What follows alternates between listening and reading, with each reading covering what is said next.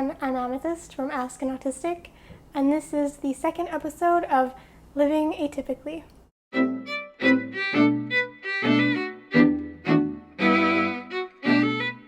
I haven't done one of these videos for a while, but the idea is that in my Ask an Autistic series, I mostly am addressing non-autistic people who have autistic friends or family members or students. In Living Atypically, I answer mostly autistic or neurodivergent people's questions. So these are more videos by an autistic person to autistic people. The question I'm going to address today, or at least partly address because it's a big topic and will probably take 2 of these videos, is coming out as autistic. Yeah, today I'll address coming out to your friends and to your family, and then in part 2 I'll address coming out to employers or in an educational setting. So I guess the first thing to remember when it comes to coming out to your family, particularly to your parents, if you are a self-diagnosed autistic person, is that there is a lot of negativity and a lot of stigma surrounding autism and disability in our society. And so for those reasons, already a parent is going to be reluctant to believe their child if they say, I'm autistic, or I have a disability, or I have impairments, because it's so conflated with negativity and tragedy. Our parents, generally speaking, love us very much and want the best for us.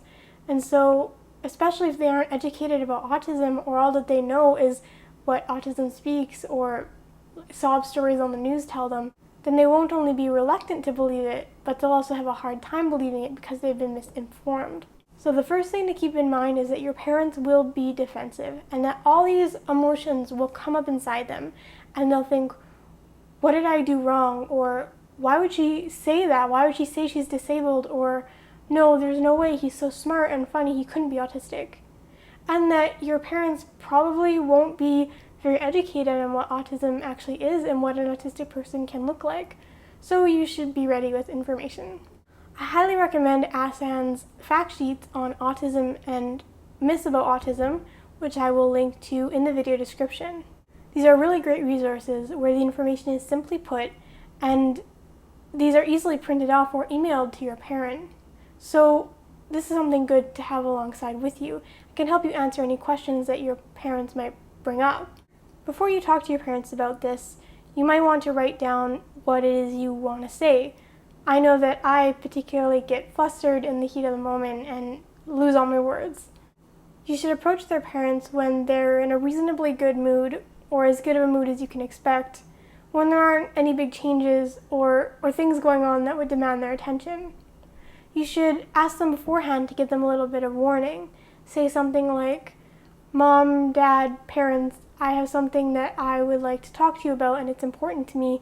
Do you think we could talk about it after dinner? When you do sit down with your parents, have what you want to say and information ready. It can be helpful to print off a list of autistic traits from a reputable website and have them there, and maybe even highlight the traits that you feel that you have.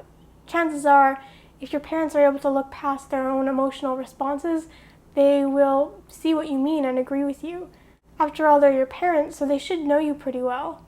But that can actually be a strike against you too, because they're so close to you, because you live together, because a lot of parents have a blind spot for their kids. They might immediately try to dismiss any behavior or traits that you try to bring up. They might be willingly forgetting about things in your childhood.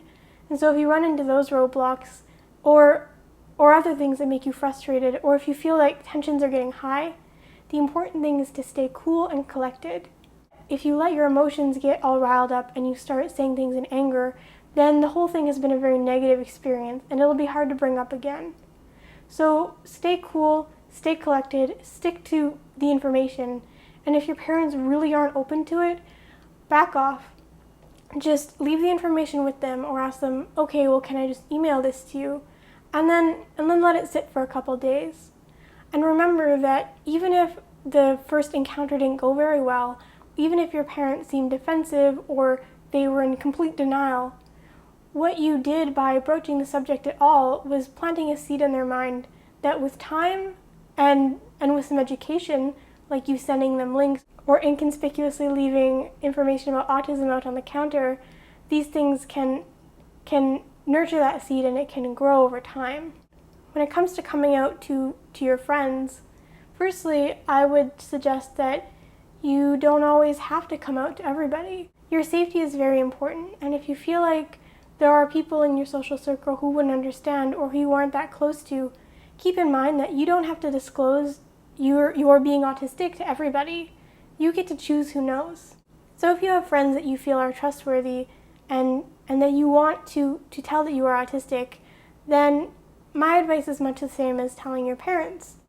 Pick a good time when you're not in the middle of anything, and let them know that this is something that's important to you and kind of like is serious. And be prepared for your friend to have questions. Because again, there's so much misinformation about autism out there that much of what people think is true is not at all. So if you're anything but an 8-year-old white boy who's nonverbal, your friends might be skeptical at first. So again, having information for them to read and being ready and open to answer any questions, even if the questions, they might be downright silly or even a little bit offensive. In doing so, and coming out to your friends, you're not only allowing for a deeper and more sincere relationship between you two, because you won't be hiding something and they'll be able to understand you better, but also you have just generated more awareness and more acceptance, because by coming out as autistic to your friends or to your peers, you are changing people's minds. You're expanding their awareness of what autism is and what it looks like, and you're helping them to know that autism isn't just the 8-year-old nonverbal white boy, that we can look like anyone and that every autistic person is different. Like I said, you have the right to choose who you decide to come out to. And if in the sad event that you come out to somebody, to a friend, and they don't react as you thought they would, or they react negatively, or you have a falling out, you should definitely feel free to take a step back and to protect yourself emotionally and mentally, to give yourself time. Don't feel like you have to sort everything out right away, and it can be helpful for autistic people to hear not only what the other person is thinking, but what they're feeling. Autistic people are all about feelings, and so if you can be open about how what a friend said made you feel, that might allow them to have more empathy or understanding for you in your situation.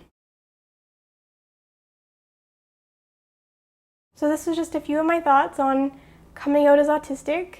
The important thing to remember is that your safety and your welfare and your well-being are top priority, and that while it can be very freeing and excellent to come out as autistic, sometimes it just isn't possible for everyone, or you might be able to come out to 1 or 2 friends and have them keep it secret from the others, and that's totally fine.